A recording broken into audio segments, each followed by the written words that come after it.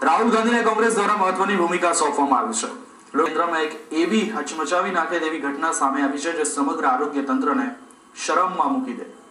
એક મજૂર વર્ગની ગર્ભવતી સ્ત્રીએ કોઈ પણ ડોક્ટરની હાજરી વગર એક પુત્રીને ખુલ્લા મેદાનમાં જન્મ આપતા ચકચાર મચી જવા પામી છે. જોઈએ ગુજરાત ન્યૂઝનો આ એક્સક્લુઝિવ રિપોર્ટ. સરકારી આરોગ્ય તંત્રમાં ગરીબ ગર્ભવતી સ્ત્રીઓ માટે અનેક મફત યોજનાઓ હાલમાં અમલમાં છે, જેમ કે મફત પ્રસૂતિ સેવા, નવજાત શિશુની 30 દિવસ સુધી નિશુલ્ક સારવાર, નિશુલ્ક સિઝેરિયન સેવા, મફત દવા, સિઝેરિયન સામગ્રી, મફત લોહી, એમ્બ્યુલન્સ દ્વારા લાવવા લઈ જવા માટેની સુવિધા અને આ તમામ સુવિધા કોઈ પણ પ્રકારની હોસ્પિટલ ફી વગર મફત આપવામાં આવતી હોય છે. ત્યારે સાબરકાંઠા જિલ્લાના મોડાસા શહેર પ્રાથમિક આરોગ્ય કેન્દ્રમાં આ તમામ નિયમોને પલટી દે તેવા દ્રશ્યો જોવા મળ્યા. એક ગરીબ ગર્ભવતી સ્ત્રીએ એક પુત્રીને જન્મ આપ્યો છે. મૂળ માલપુર માતુડીના રહેવાસી ડાયાભાઈ નાયકના પત્ની લીલાબેન નાયક મજૂરી અર્થે મોડાસા રેલવે ગ્રાઉન્ડ સ્ટેડિયમમાં રહી પોતાનું ગુજરાન ચલાવે છે તથા તેમને ડિલિવરી માટે મોડાસા આરોગ્ય કેન્દ્રમાં લાવવામાં આવ્યા ત્યારે આરોગ્ય કેન્દ્રમાં હોશ ઉડાડી દે તેવા દ્રશ્યો જોવા મળ્યા. કારણ કે સમગ્ર આરોગ્ય કેન્દ્ર સંકુલને ખંભાથી તાળા લટકતા જોવા મળ્યા હતા તથા ગર્ભવતી સ્ત્રીએ આરોગ્ય કેન્દ્ર સંકુલના મેદાનમાં જ એક નવજાત પુત્રીને જન્મ આપવો પડ્યો હતો. આ ડિલિવરી કેસ હતો તો અહીં સરકારી દવાખાને લઈને આવ્યો તો ડોક્ટર મળ્યા?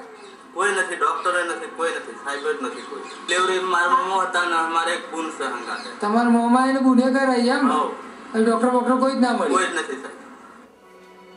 જ્યારે ગુજરાત ન્યૂઝની ટીમે મોડાસા આરોગ્ય કેન્દ્ર BHO નો સંપર્ક ફોન દ્વારા કર્યો ત્યારે BHO એ ફોન પર ઉદ્ધત જવાબો આપી હાલ દિવાળી વેકેશન હોવાનું જણાવ્યું હતું.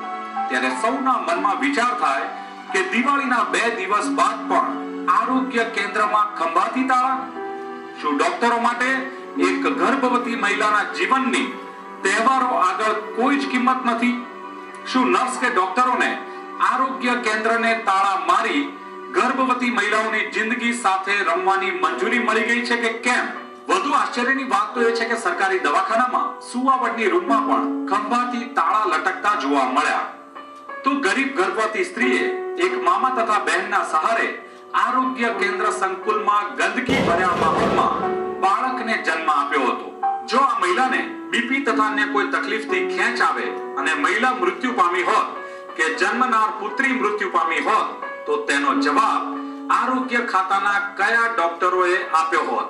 આરોગ્ય કેન્દ્રના સલામત બાળ તથા મફત સુવિધા માટેના હોર્ડિંગ પર કોઈ પણ ડોક્ટરના મોબાઈલ નંબર કે સંપર્ક સેતુ મૂકવામાં આવ્યો નથી. ત્યારે આવી વિકટ પરિસ્થિતિમાં કોઈ દર્દી ડોક્ટરનો કયા નંબર ઉપર સંપર્ક કરે તે મોટો પ્રશ્ન છે. ત્યારે જોવાનું એ રહેશે કે આવી જ રીતે રજાઓમાં કેટલી સ્ત્રીઓ હજુ પણ આ રીતે ખુલ્લામાં પ્રસૂતિ પામશે.